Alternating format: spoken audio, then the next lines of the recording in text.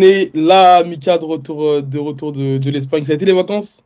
Ouais, c'était un petit week-end, c'était pas vraiment des vacances, mais Ouais, c'est bien. un peu de repos. Et ce matin, directement, tu étais à l'US Métro, j'ai vu ça. Une belle brochette, hein, en tout cas, Ouais, de combattants français. j'ai fêté mon anniversaire là-bas. Ah oui, mais Mika, longue vie à toi. Quel âge ça te fait?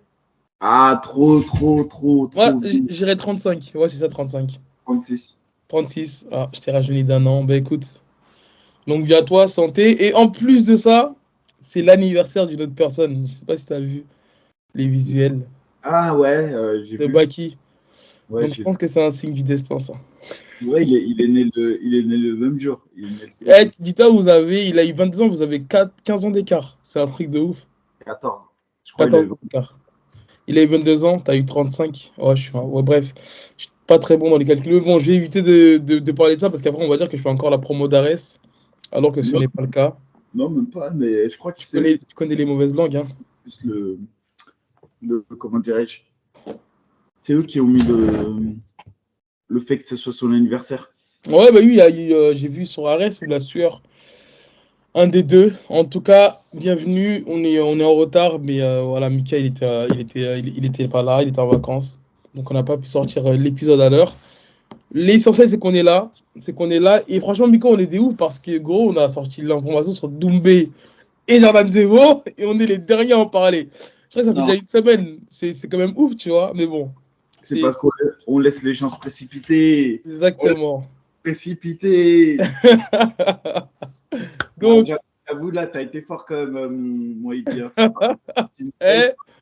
je vous jure, hein, pour ceux qui me suivent sur Instagram, la veille qu'ils annoncent Abdul au PFL, j'ai envoyé un message à un gars de son équipe et je lui ai demandé et tout. J'ai dit, c'est mon intuition, je te le jure, parce que j'ai fait un petit peu une enquête à ma manière. Et après, j'ai dit, tu sais quoi, je veux pas gâcher la surprise. À investiguer. J'ai investigué, exactement. J'ai investigué et je me suis dit, tu sais quoi, je veux pas gâcher la surprise. Je vais laisser le PFL ou RMC l'annoncer. Mais j'ai été gentil, ça. Ça, c'est fini. Maintenant, dès que je fais un truc, je les balance direct, comme toi. Direct. Tu sors le paf. C'est Le ça. Non, mais c'était un beau croustillant pour le coup, là. Franchement, c'est Bientôt, dommage même qu'on bientôt, c'est ne ça. l'a pas eu le jour de l'émission, parce que franchement, Bah non, mais t'inquiète, je sais ce qu'on fera la prochaine fois. Mais en tout cas, avant de parler de ces sujets, n'oubliez pas de vous abonner, commenter, partager, liker. Toujours moins 20% sur Weekend One avec le code Romain Bichou. Il y aura bientôt un tirage au sort pour gagner un bon lot. Mika, Doumbé, Jordan Zebo annoncé pour le PFL Paris le 30 septembre en main event. Première réaction, moi je me suis dit c'est ouf quand même. Je me suis dit c'est un bon combat franco-français. D'un autre côté, bah, il y a Doumbé, la hype, sa grande carrière en kickboxing, multiple champion du monde. De l'autre côté, tu as le jeune loup qui monte 4-0 des deux côtés. Donc, en fait, à première vue, c'est un combat équilibré. Mais quand tu analyses un petit peu, tu dis que. Je sais pas, en fait, je suis vraiment mitigé là-dessus. Je vais te laisser t'exprimer, mais je suis vraiment, vraiment, vraiment mitigé là-dessus. je sais pas. Je trouve que c'est un combat où il y a l'expérience. Il y a le pied-point de Doumbé, bon, ça, indéniable. Son knockout power. On sait qu'il est capable de coucher n'importe qui même jusqu'à la fin du combat s'il connecte. On a l'expérience, mais aussi, qui dit expérience, bah, dit la vieillesse, puisqu'il est plus tout jeune.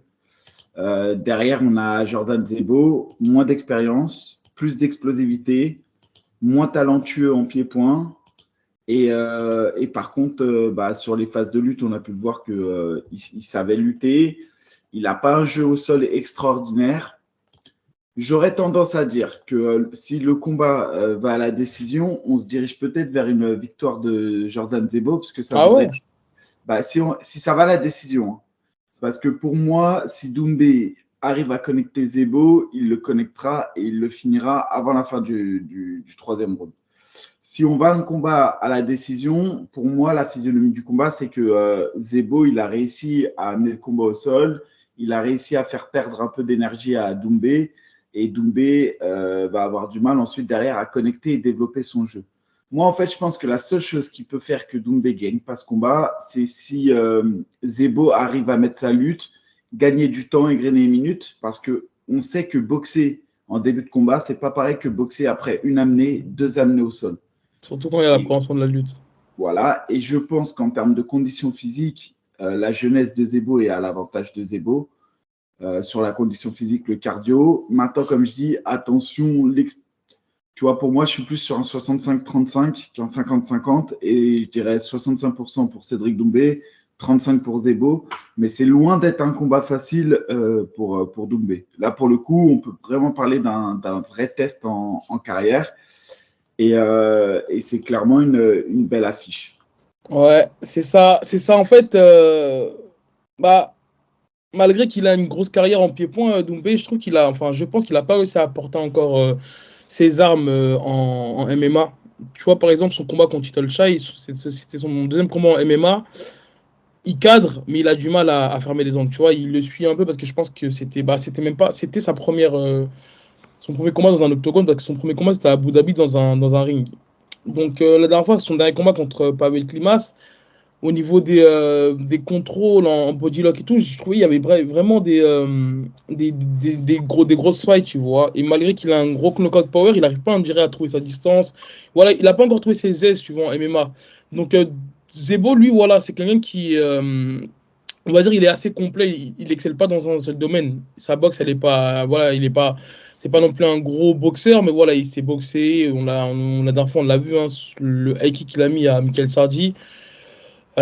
En lutte, on a vu de très belles choses, mais je pense que là, actuellement, en tout cas, le dernier Jordan Zebo que j'ai vu, il n'a pas encore les armes pour vraiment faire en sorte que Doumbé appréhende assez la lutte. Tu sais, Doumbé, il a un centre de gravité très bas, donc quand il boxe, forcément, tu veux lui rentrer dans les jambes, bah, forcément, il a un centre de gravité bas, donc il anticipe assez bien le sprawl. Et tu vois, pour moi, quand tu as un gars comme ça, il faut savoir faire du chain wrestling, tu vois, de la lutte en enchaînement. Et là, pour le moment, en tout cas, Jordan, je sais qu'il a il a des gros double legs, tu vois, il est tout en puissance et tout, mais pour le moment, on n'a pas encore vu en tout cas de transition, tu vois, genre Et, et sur son travail au sol. Sur son travail au sol, pareil.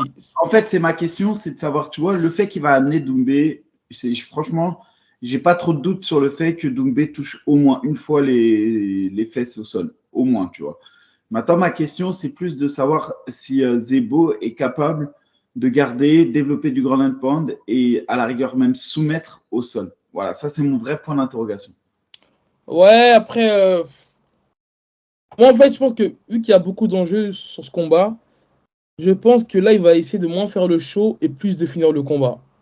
Tu sais, je ne suis pas son coach, je ne suis pas dans son camp, je ne l'entraîne pas, mais j'ai discuté plusieurs fois avec lui, notamment avant son combat contre Michael Sardi, parce qu'en fait, il avait affronté un Brésilien, là, Caleb Nascimento, à Arès, et je trouvais qu'en fait, il se compliquait la tâche dans sa manière de boxer. Tu sais, parfois, à trop vouloir faire le show, à trop vouloir slammer, peut-être comme ça, il a vu que ça l'avait un petit peu hypé face à Karim Gadji, et quand je parlais avec lui, je lui disais, mais tu sais, en plus, tu as le physique d'un lutteur, tu as la force d'un. En tout cas, tu as ce qu'il faut pour pouvoir maintenir un gars, pour pouvoir le projeter et tout, tu vois. Donc, soit plus ordonné, soit plus intelligent. Donc là, je pense qu'avec tout l'engouement, je pense qu'on va avoir en tout cas un meilleur Jordan que d'habitude. Et en tout cas, allez, si je devrais dire un avantage pour Doumbé, c'est vraiment par rapport au fait qu'il soit habitué à tout cet engouement, au fait qu'il a été multiple champion du monde au Glory. Et franchement, il a affronté des gars, on minimise un peu, mais moi, je me rappelle, je le suivais bien, Doumbé à l'époque. Nickel Skin et tout, c'est vraiment du gros calibre en kickboxing, tu vois. Donc à l'époque, quand ils les tapent tous, ils sont vraiment tous à leur prime limite, tu vois. Donc on a tendance un petit peu à oublier que voilà, c'est un sportif de haut niveau qui a été vraiment habitué. Bon, même si là on est sur un autre sport, mais voilà, ça reste quand même, voilà, c'est pas un nouvel arrivant, on va dire. En tout cas pour tout ce qui est engouement autour du combat, la pression, tout ça, il sait gérer tout ça, tu vois. Donc à voir en tout cas. Mais mis à part ça, Mika, de ce que j'ai pu entendre, c'est que, et ça me paraît logique, c'est que Baki a été proposé avant Jordan. Ah, et ça a été refusé. Ça a été refusé. Donc, on aurait pu voir éventuellement un Baki Doumbé, mais de ce que je prenais cette info avec des pincettes, mais en tout cas, de ce que j'ai cru entendre, de ce que j'ai entendu, c'est que ça a été refusé en tout. C'est bien que ce soit dit, c'est bien que ce soit Bah dit. après, peut-être je trouve ça un petit peu logique, tu vois. Et pareil pour Jordan, hein, ça a été refusé, mais tu vois, Doumbé, il a dit une chose, mais bon, voilà, t'as un petit peu de vérité mélangée un petit peu, mais que au début, ça a été refusé, Jordan, mais après, c'est lui qui a accepté, qui a demandé à ce qu'il prenne le combat. Donc, en tout cas, voilà. Après, Pipi, bah, je pense que ça aurait pu être faisable, mais dû Non. au niveau voilà, des écarts de combat, bah, ça ne l'a pas fait. Par contre, il y en a deux qui sont pour moi susceptibles de se rencontrer l'année prochaine, c'est Abdul et Pepi, par contre. Bah, Clairement. Parce que pour explique- moi, les deux, ils vont intégrer le tournoi à 1 million et du coup, ils seront susceptibles de s'affronter.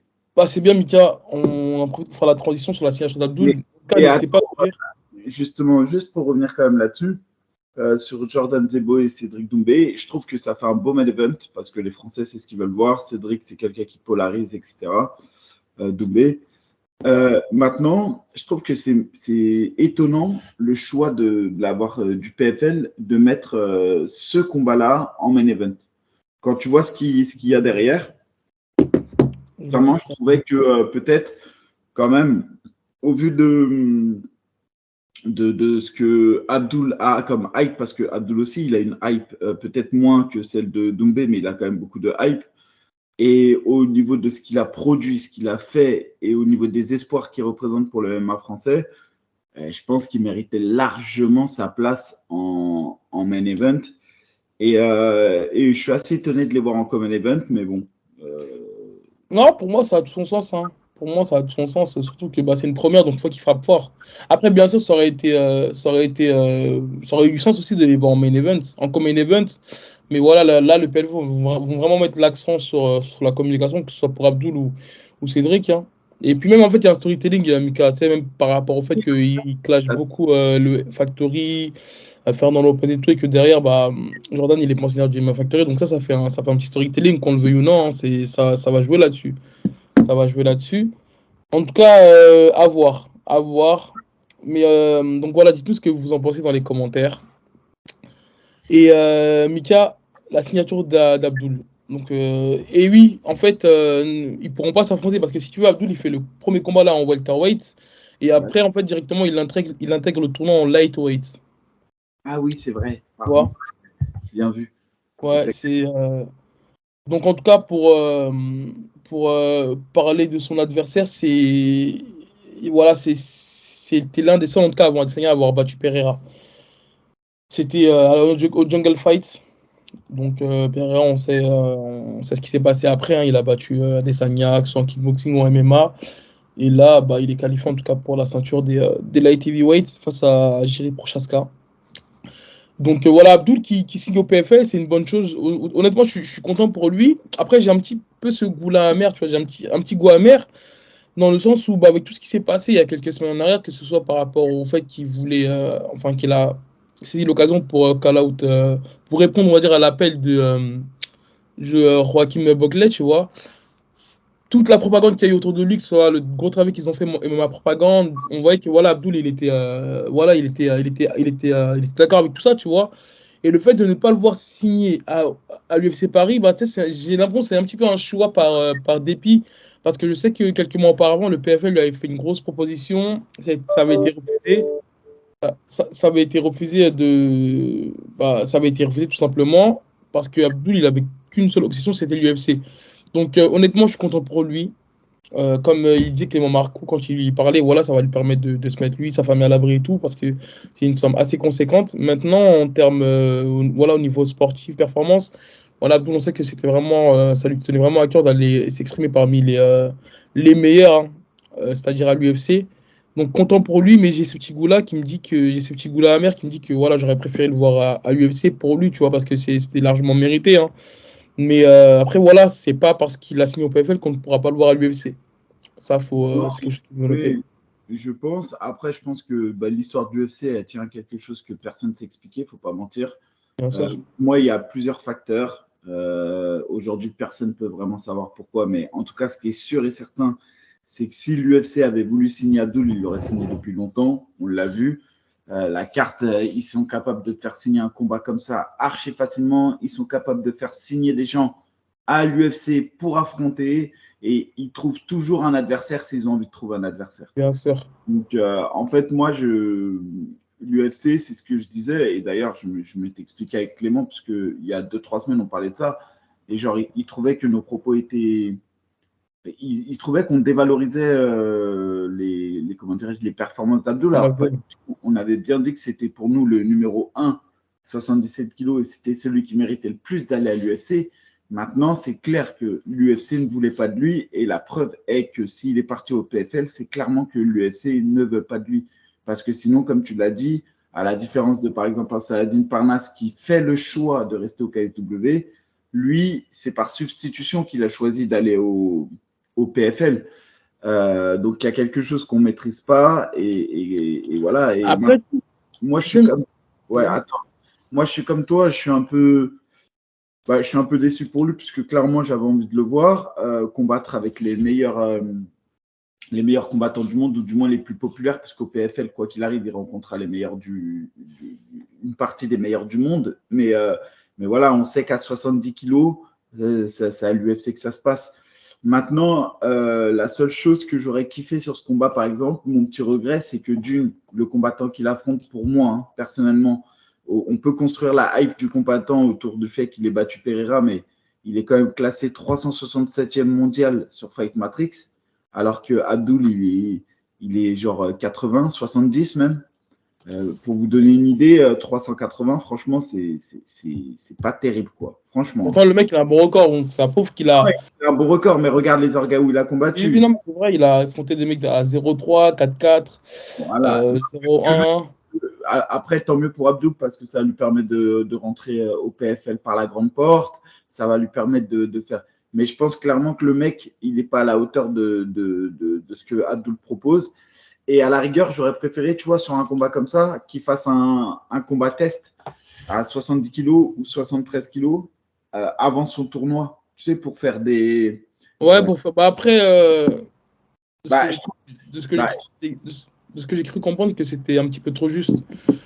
Ouais, mais à 73, c'est pour ça que je te dis 73. Ok, en catchweight. Okay. Ouais, tu vois, je pense que ça aurait été bien, parce que arriver dans le tournoi à 70 derrière, bon, après, c'est de la gestion pure, mais il n'y a que qui seront, mais apparemment, c'est assez facile de le faire. Donc, c'est pour ça que je dis peut-être à faire un petit catchweight, ça aurait été une bonne chose. Maintenant, je pense qu'il a les capacités. Quand tu vois les 4 derniers finalistes là, du tournoi à 70 kilos de cette année, même si c'est solide, je pense que Abdul, l'année prochaine, il pourrait faire une dinguerie et aller chercher le tournoi à 1 million. Bien sûr. Et donc, c'est une bonne chose. Et en plus, pour son style, je trouve qu'il aura l'avantage physique, parce que déjà, c'est dans les combats. Enfin, je pense que c'est même depuis qu'il a bossé avec Clément, je vois qu'il avait vraiment une prise de masse assez conséquente. Tu vois, 77, ouais. 77, donc, ouais. tu vois, s'ils maintiennent tout ça et que voilà, qu'il réussit à faire un beau coaching en 70, qui fait un gros rebond derrière, je pense que vraiment qu'il peut être vraiment monstrueux, en tout cas chez les lightweights. Ouais, mais regarde, cool, en tout cas. Tu vois, Aldric, quand il a fait ça avec Axel Sola à 70, ils avaient déjà fait un test hors compétition avec un rebond et des sparring type combat avant le RS. Et quand Axel Sola a fait le RS, bah, j'ai quand même trouvé que c'était pas le Axel Sola à 77 que j'ai pu voir au Brave, tu vois. Et donc, je pense que les cuttings, c'est quand même... Attention, il y a une grosse... Moi, vraiment, je me dis, hein, pour avoir vraiment perdu ma vie dans les cuttings, c'est dur, un cutting, tu laisses des pulls. Et donc, du coup, j'ai quand même hâte de voir la suite. Et voilà, quoi. Après, il n'y a pas... Maintenant, on peut que lui souhaiter le meilleur, en vrai. Hein. Non, mais c'est ça. Et surtout, j'avais un petit truc à rajouter, mais ouais. Non, mais en tout cas, bah, j'espère qu'il ouais, attends, c'est ça que je voulais dire aussi. Regarde les 4 demi-finalistes du tournoi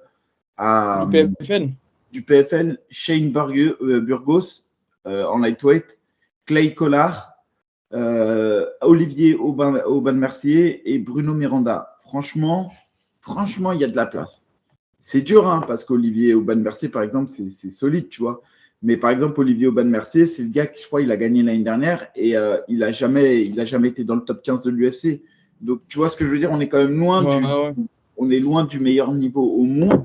Mais enfin, si, on s'en rapproche. Bah, il y a que Shane Burgos, en fait, qui était sur du positif et qui arrive en fin de contrat et qui est parti. Ouais, mais il avait galéré face à Jourdain. Attention. Ouais, oui. Ouais, non, bien sûr.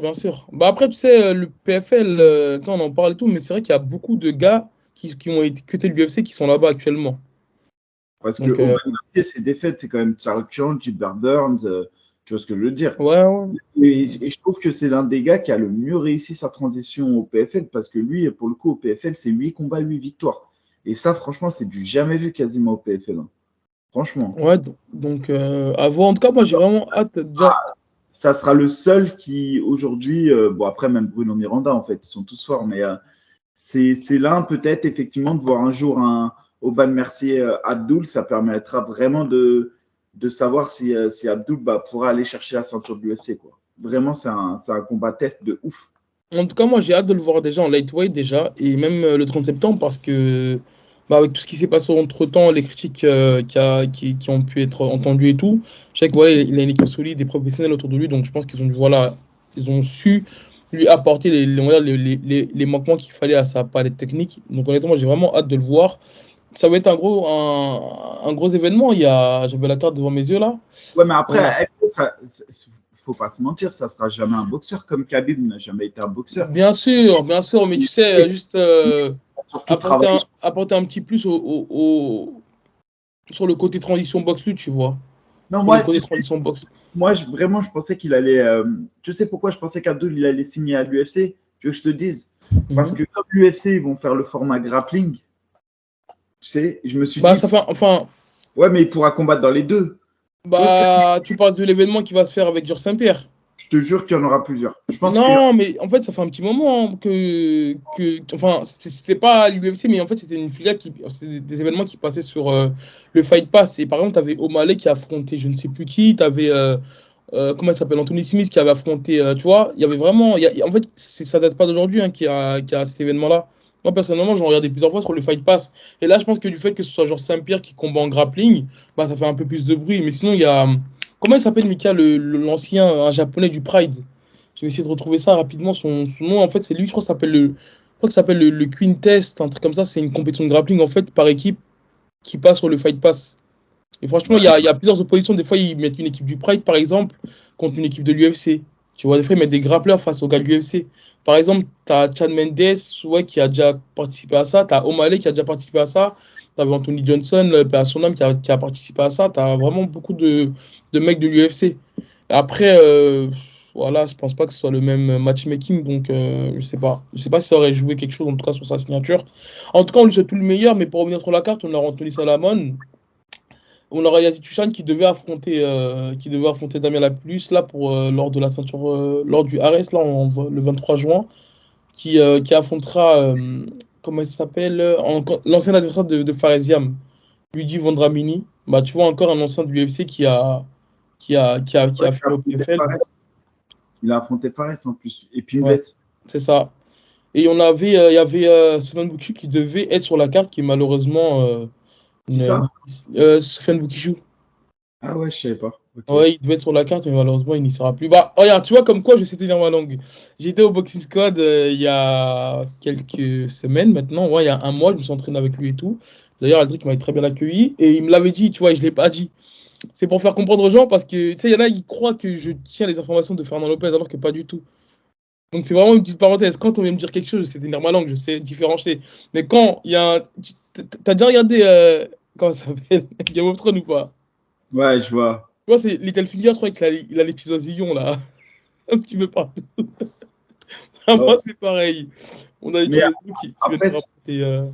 sur la carte du PFL, en tout cas, Euh, il y a un gros défi quand même pour Anthony Salamon parce que Jacob Nedo, c'est pas simple. Franchement, c'est pas simple.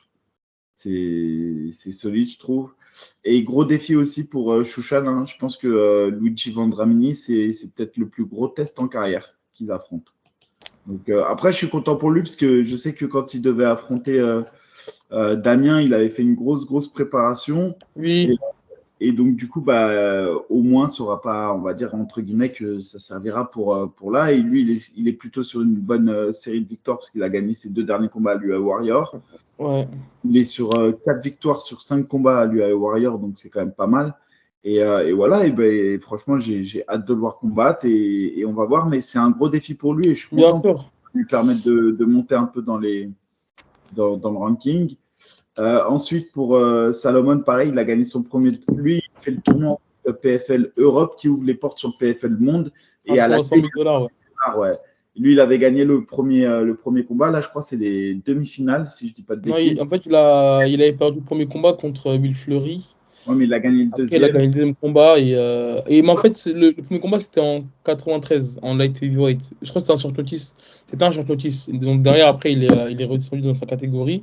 Mais en tout cas, lui, je suis content de le voir dans une belle orga comme le PFL. En plus, je sais qu'il a un gros background de lutte gréco. Et donc voilà, on va voir ce que ça donne. Contre Will Fleury, mon gros, je crois que il a pas, comment dirais-je, c'était pas le tournoi de là, hein, c'était pas le Non, non, tournoi. non, non, c'était un super fight. Exactement, C'est les playoffs. Ouais. Bah, c'est de cette manière-là qu'il a signé au PFL, je crois, en short notice. exactement, ouais, c'est ça. Donc, en tout cas, sur ça, on a fait le tour. Et Mika, il y a un combat qui passe sous les radars, malheureusement. C'est Saladin Parnasse qui défendra sa ceinture des featherweight ce week-end au KSW contre Robert Ruchala 9-0.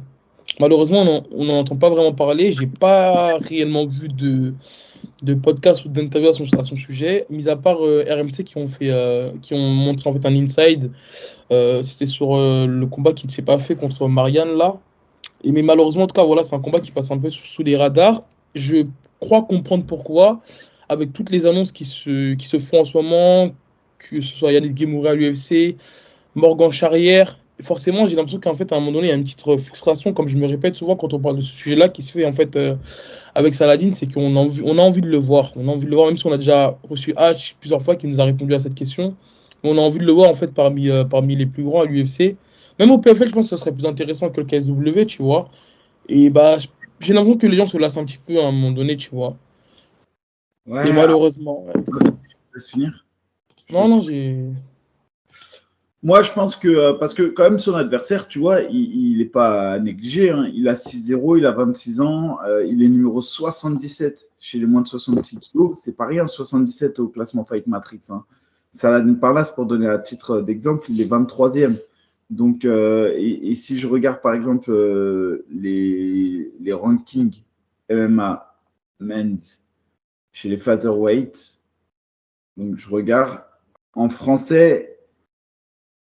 On a donc Saladin Parnasse, c'est le numéro 1. Et ensuite, juste pour donner une idée, hein. Désolé, il y a French Savagerie qui a fait une vidéo sur Saladin.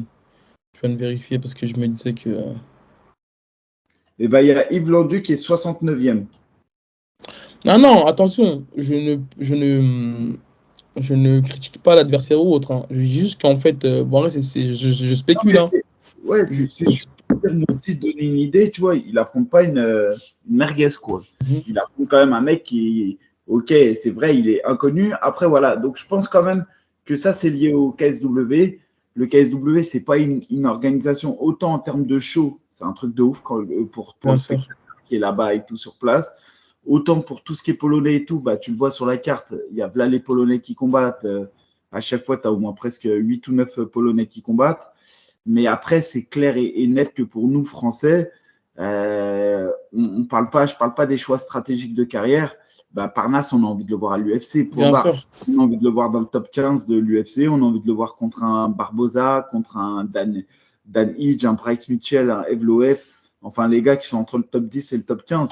Maintenant, oui, il travaille, lui, c'est son métier. Oui, lui, il est encore jeune et je pense que, comme il le dit toujours et comme il nous a fait comprendre Hatch, il est encore jeune, il a 25 ans et peut-être que dans 2 ans, une fois qu'il sera bien mis à l'abri financièrement, bah, alors il ira à l'UFC.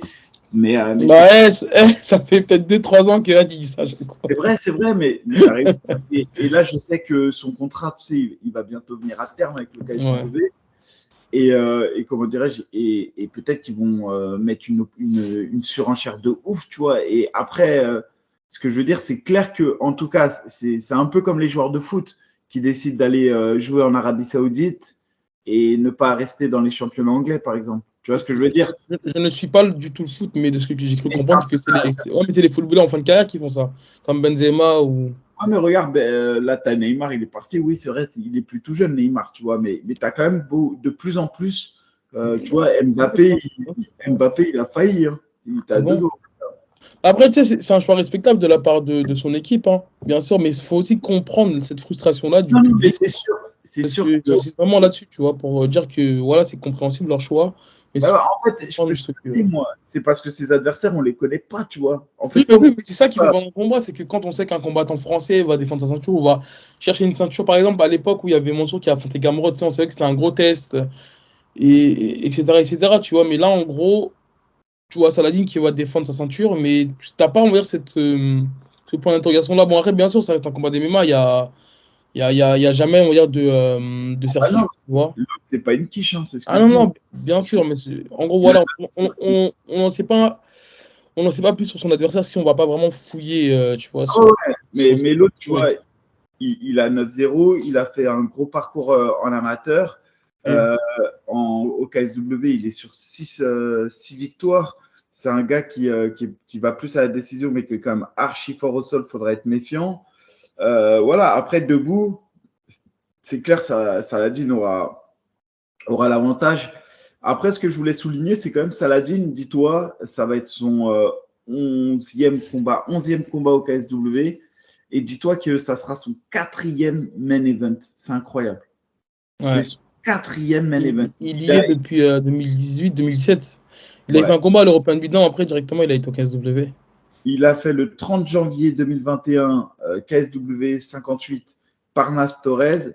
Ensuite, le KSW 68 Parnas Rutovski le 19 mars 2022. Ensuite, le 11 décembre 2022 Parnas Rajowski. Et là, comment dirais-je, le 19 août 2023 Parnas Ruchala. Donc, c'est quand même incroyable, franchement. Ouais, ouais, ouais, non, c'est ça, c'est ça. Mais écoute, en tout cas, dites-nous ce que vous en pensez dans les commentaires. Dites-nous si vous pensez que. Dites-nous tout simplement ce que vous en pensez. Et Mika, on finit sur l'UFC 292, Aljamain Sterling contre Petroyan. Qui l'aurait cru, mais ça, c'est arrivé. Donc, Aljamain Sterling qui défendra sa ceinture contre Petroyan. Petroyan qui a été. Pour l'avoir suivi, en tout cas, depuis son début, il avait été repéré au Dana White Contender Series. Et j'ai l'impression qu'il n'était pas pris au sérieux par son style, par son physique et par peut-être par sa tête, tu vois. Tu sais, parfois, t'as des gars comme ça qui ont une tête qui font que bah ça passe, il est vendeur. Hein. Moi, je trouve qu'il est vendeur, il est beaucoup suivi, il a toujours été suivi et tout, mais qu'il n'a jamais été vraiment pris au sérieux en termes au niveau sportif, au niveau de sa carrière. Contre Petroyan, même si toi tu cries au vol par exemple, moi quand j'ai refait le visionnage, j'ai vu que voilà, bah, c'était une décision juste un petit peu, ouais, quand même juste. Bah, il a su en tout cas montrer que bah voilà, qu'il avait sa place parmi les plus grands.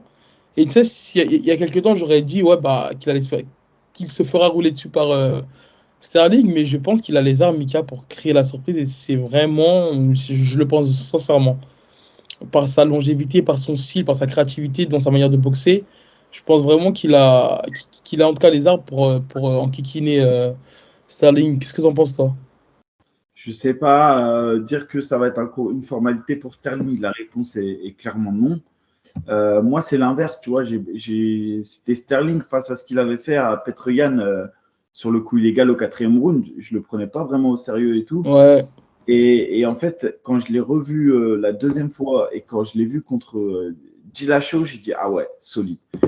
Même contre Cerudo, tu vois, il a été fort, alors que Cerudo, on le sait, c'est une machine de guerre. Donc, du coup, franchement, je me dis Sterling très, très fort. Franchement, très, très fort. Maintenant, en face de lui, c'est Sean O'Malley. Et Sean O'Malley, tu vois, sur son dernier combat, il ne m'a pas du tout impressionné. Et quand j'ai vu Sterling en comparaison face à Petroyan sur la deuxième position, et ce que O'Malley a produit face à Petroyan, franchement, ah, je bah, suis inquiet. Et surtout, attention, hein. non mais Non, attends, mais tu sais pourquoi je te dis ça? Parce que regarde, Sterling, gros lutteur, black belt, ok? Donc il passe tous les rounds dans le dos de Petroyan. Maintenant, Petroyan, c'était. Même à un moment donné, il y avait un débat qui dit que Petroyan, c'était l'un des meilleurs boxeurs de la catégorie, voire de l'UFC. Ok, peut-être que je me trompe. Mais quand tu vois que Petroyan, il a cherché à emmener au Malais, c'est que debout, il a mangé, tu vois. Donc pour te dire que certes, tu compares de cette manière-là, mais c'est vrai qu'en fait, quand tu regardes les deux styles, bah, c'est deux styles complètement opposés, tu vois. Et Petroyan, il a eu du mal, par exemple, à maintenir O'Malley au sol. Tu vois, et on a vu quand même un axe de progression de la part d'O'Malley sur les défenses de lutte, sur les relevés contre la cage et tout, tu vois. Ouais, je sais pas. Moi, O'Malley, je te dis comme je le pense, à l'UFC jusqu'à maintenant, il avait affronté un Blas, c'était Marlon Vera. Le combat, il l'a perdu parce qu'il s'est blessé le pied au premier Puis round. il a un problème à la cheville. Ouais, il s'est blessé au premier round au pied. Derrière, il a affronté un Thomas Almeida, mais vieillissant et qui était presque sur une série une grosse série de défaites. Et qui n'est même pas dans le top 15 d'ailleurs. Et en fait, il a battu un seul mec du top 15, c'est Petr Yan, et il l'a battu sur une split décision. Ça veut dire que déjà, s'il n'y a pas de hype autour d'O'Malley, je peux t'assurer qu'il perd le combat contre Petr Yan. Et deuxième chose, on lui donne jamais la ceinture. Donc pour moi, vraiment clairement, Après, favori. Non, je dis pas qu'attention, je dis pas que le mec est fort. Tu le vois qu'il est fort. Il débite, etc. Maintenant, clairement, pour moi, normalement, Sterling devrait être au-dessus. Maintenant, méfiance. Maintenant, je pense que le parcours qu'on a fait au Malais, c'est un peu le parcours qu'on a fait limite à Pereira face à Adesanya, tu vois. C'est des parcours qu'on tire tout droit pour que les mecs y brillent. Ouais, je comprends, parce qu'après, c'est vrai qu'en fait, Pereira et Adesanya, c'est vrai qu'il y avait le storytelling du fait qu'il avait déjà battu. Après, c'est une catégorie. Écoute, mais après, quand tu regardes le parcours de. Regarde qui l'a affronté, sérieux. Non, mais justement, moi, je regarde les gens qu'il a affronté, Sterling, c'est fou, hein. Franchement, Cody Stanban, Jimmy Rivera, Pedro Munoz, Cory Sandhagen, 2 fois Petr Yan, Dillashaw et Henry Cejudo. Là, il est vraiment en train de nettoyer la catégorie. Et attends, il faut que je me mette. Mais en tout cas, voilà. Dites-nous ce que vous en pensez, vos pronostics. J'ai envie de me mouiller un petit peu. J'ai envie de dire Petr Yan. J'ai envie de dire O'Malley pour être un petit peu foufou. Mais voilà, si vraiment je dois analyser, on va dire, le combat de fond en comble, je dirais Sterling. En plus, surtout tu sais, je trouvais qu'il avait vraiment un défaut en termes de puissance. Mais là, depuis son combat contre Dillashaw, même je crois que depuis le deuxième combat contre Petr Yan, il est vraiment venu avec un gabarit, mais qui est tout à son avantage, tu vois. Mais en tout cas, ça parle même de lui, en tout cas, comme étant le GOAT des bantamweight. Donc, clairement, en tout cas, il est sur le point d'effacer la légende de Cejudo. Même si Cejudo, on le sait, il est de base, c'était sa catégorie naturelle à Cejudo, c'était plus les flyweight. Mais ce que je veux dire, c'est que non, il est en train de faire même Dominic Cruz et tout, tu vois. Je suis pas sûr que. Franchement, il est en train de faire un truc que peu de gens ont fait, Sterling, et je trouve que même il intéresse la KT. Tu vois, je trouve qu'il y a un truc qui se passe autour de la KT. Et Sterling, franchement, il a gagné mon respect après cette entre guillemets simulation qui sont simulation. En fait, c'est dommage parce que la dernière fois, quand il devait y avoir Cory Sandhagen contre Oumar Nurmagomedov, ça s'est pas fait parce que Oumar il est 11e, Cory Sandhagen il est 4e. Et du coup, en fait, si Oumar il avait gagné ce combat, ben, on aurait pu voir un potentiel, en tout cas, affrontement contre le gagnant de ce combat-là qui aura lieu samedi soir. En tout cas, voilà, c'est tout pour nous. On s'est pas trop mouillé. En tout cas, moi, en termes de pronostic, j'ai dit, j'irai pour le fun, j'irai au Malais. Il y a quand même aussi la championne là, qui combat là. Enfin, Weili Zhang. Moi, je l'aime bien, cette combattante. Et pareil, son combat, franchement, il passe un peu. Voilà. Après, je ne sais pas si c'est le fait qu'on soit au mois d'août. De la même manière, je trouve que l'année dernière, tu sais, au mois d'août, je trouve que la communication sur l'UFC Paris, elle est pas ouf. Et l'année dernière, ça faisait pareil, tu vois. Alors, l'ambiance, elle était. En fait, Mika, je me dis, quand tu as l'annonce et qu'au bout de 9 minutes, tu as le sold out, que tu vas investir en fait pour. Non. Pas du métier français autour des combattants. Tu sais, je parle pas du fait de. Bon, tu trouves? Ouais, je trouve que tu vois. Là, après, je pense que RMC ils vont nous produire des beaux reportages. Oui, parce que c'est vrai que le film RMC qui est sorti l'année dernière, je crois que je l'ai re-regardé là, mais je ne me rappelais pas l'avoir regardé en entier. Mais c'était quand même fou. Après, c'est vrai que malheureusement, ils le sortent juste après le combat, enfin juste après l'événement. Donc forcément, ouais, on n'est pas. Il n'y a pas de coup de down ou autre. Parce que là, franchement, il y en a pour tous les goûts. Il y a forcément, ce que je veux dire, dans la carte, tu as forcément, vas-y, au moins un combattant, qui doit accrocher, tu vois. Morgan Charrière, Taylor, Yanis Gemouri, Benoît Saint-Denis, Gomis, Cornol, Fioro, Gain. Il y a même Osmir, Ozdemir. Il y a Nasrat qui est sur la carte. Ce que je veux dire, il y a forcément un combat il y a Angelou ça aussi. le Suisse. Franchement, Ouais. sur le Bah, c'est bah, simple. Sur les 12 combats, ou les 11, je sais plus, 4, 5, 6, 7, 8, 9. Ouais, 11 combats, tu as quasiment 11 francophones. Donc, franchement, la carte, elle reprend. En tout cas, au début de l'annonce, bah, t'en as même qui disait que le co-main event entre Manon Fiorot et Rose Namajunas, c'était le main event du peuple. En tout cas, voilà, ça intéresse pas trop, en tout cas, a priori, Sergei Spivak contre Cyril Gane. Maintenant, après, t'as Morgan Charles sur la carte, t'as tous les noms qui viennent de citer, donc, il y a quand même un combat qui a pull out, hein. On a oublié de le dire. qui ça? Zara Fern, Ah, effectivement. Mais, ouais, mais malheureusement, j'ai. ton Ouais. adversaire qui s'est blessé. Ouais. Bah, attends, tu sais, en plus, j'ai pensé, je m'étais dit que. Quand j'ai vu cette info passer, je m'étais dit que est-ce qu'il y aurait possibilité de voir une autre Française signer. Ah, même Nasrat, tiens, ça a Bah sauté. oui, ouais, c'est ça. Ah, Ouais, Nasrat, ouais. il s'est blessé. Ouais. Ok. Ouais. Bah écoute, en tout cas, on reviendra, on reviendra sur la carte, hein. C'est dans 20 jours maintenant. Non, non, ouais, dans 2 semaines, ça passe vite. Mais c'est vrai que, ouais, en tout cas, c'est vrai que ça, on en parle, j'ai l'impression que ça en parle moins que celle de l'année dernière, en tout cas. Je sais pas si c'est ça que tu disais tout à l'heure. Bah, l'année dernière, je trouve pareil, hein, j'avais le Ah sentiment ouais? que je trouvais que les athlètes français, tu vois, ils n'étaient pas mis assez en avant. Parce que, Bah, après, parce que moi, en je tout cas, vis, plus que cette mais année, Lucas. c'est là que non, mais c'est là que je me rends compte que le MMA, on est loin du football, tu vois. Parce que quand je vois des informations dans le football qui sont relayées H24 sur des trucs qu'on s'en fout, tu vois. Et là, tu as, genre 8 ou 9 athlètes français de haut niveau qui vont battre sur la carte de Bercy. Je me dis, tu vois, s'il y a vraiment un moment qu'on doit mettre un coup de projecteur de ouf sur le MMA, c'est maintenant. C'est vrai, Là, on pourrait recevoir d'ailleurs les protagonistes de la carte, Lucas. Cyril Gann et Manon Fiorot, genre, j'ai l'impression, hein, après, si t'aimes pas le MMA, tu les connais pas. Ça veut dire qu'aujourd'hui, un fan de pilote de. Moi, j'ai toujours été capable de te donner, je sais pas, dans des sports comme le handball ou pas, les meilleurs handballeurs. Et pourtant, c'est pas mon sport. Mais ce que je veux dire, j'arrive à savoir parce qu'il y a une communication autour d'eux. Et moi, j'ai l'impression que Manon Fiorot, Cyril Gann, qui sont main event comme main event, Manon Fiorot a 2 doigts d'aller chercher le titre. Cyril Gann, qui est parti combattre John Jones, et ben, au final, on n'en entend pas plus parler que ça. Tu vois. Bah ouais, après, c'est vrai que Manon Fiorot, malheureusement, ben, elle n'a pas la lumière qu'elle mérite. Mais justement, le fait qu'elle va combattre sur l'UFC Paris, ça va lui mettre un gros coup de projecteur. Cyril, bah malheureusement, comme je le dis souvent, la culture de l'instant T, il y a eu une grosse déception. Ça se voit en fait face à John Jones. Et après, c'est pas le fait aussi que ce soit Cyril, hein, c'est le fait que ce soit Spivak. Les gars qui connaissent Spivak. Même ceux qui suivent le MMA ne connaissent pas Spivak, tu vois ce que je veux dire.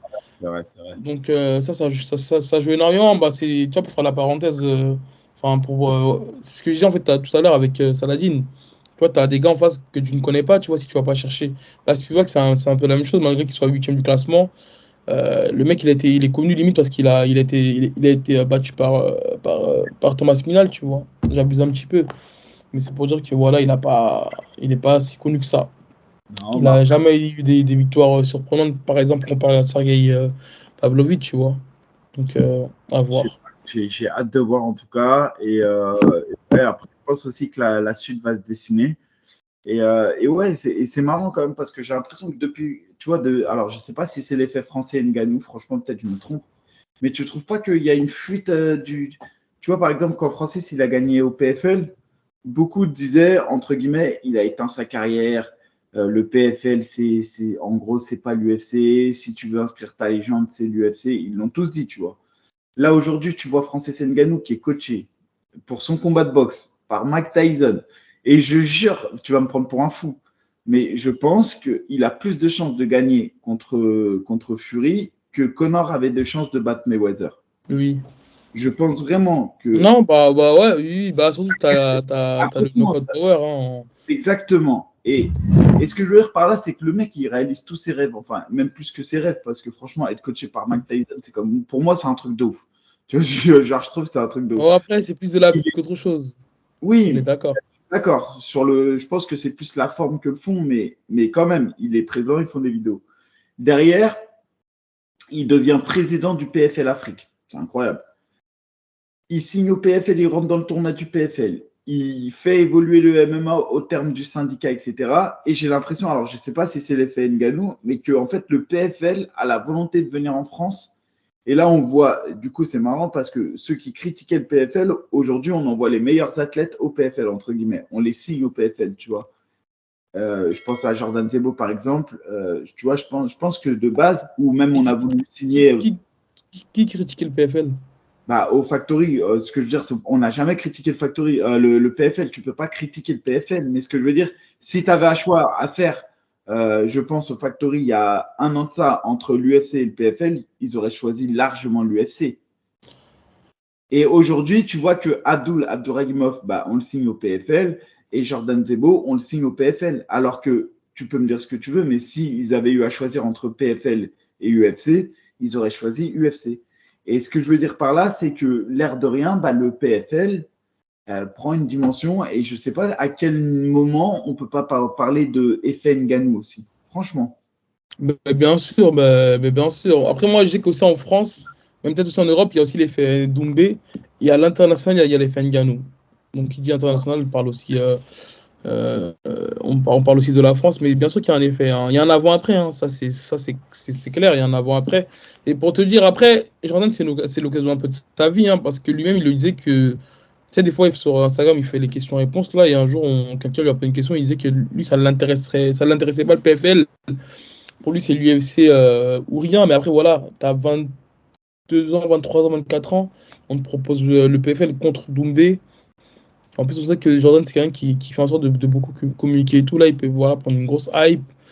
Ça peut être un accélérateur pour sa carrière. En tout cas, voilà, lui ouvrir plein d'opportunités. Donc voilà. Mika, on a fait le tour. On a fait le N'hésitez tour. Après, pas à nous dire. non, j'ai pas de. Même sur le RS17, j'ai un peu du mal à voir la carte qui se dessine pour l'instant. J'ai pas de. Le main event sur le RS17, c'est le main Oui, event qui était censé être c'est en septembre. Aïda. Aïda contre Yusunov. Après, c'est vrai que pour le moment, parce que même là, on est à moins de 2 mois de la carte, mais il n'y a pas de grosse communication là-dessus. Je crois Donc, qu'il y aura dessus. Je pense que il y aura qui? Binaté. Ok.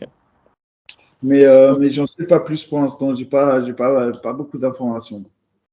Ok. Écoutez, on se retrouve la semaine prochaine. Et écoutez, merci de votre fidélité et de votre patience surtout. On se dit à la prochaine, Mika. Bonne semaine à toi. Bonne soirée à toi.